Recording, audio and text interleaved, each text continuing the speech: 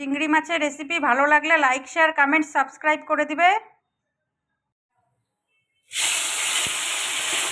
Recipe চিংড়ি মাছটা ভেজে নিচ্ছি।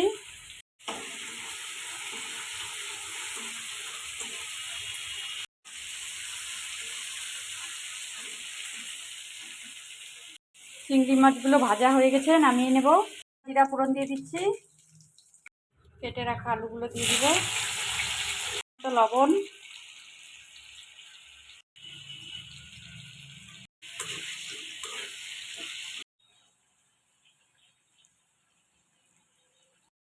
আদা রসুন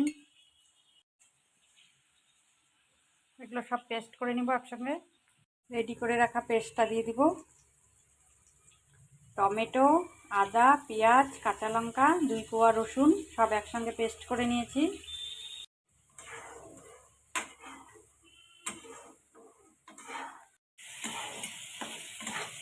সামান্য পরিমাণে চিনি দিয়ে দিব।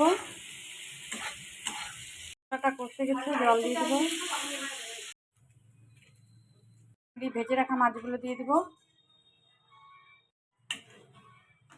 পরিমাণে গরম মশলার গুঁড়ো দিচ্ছি।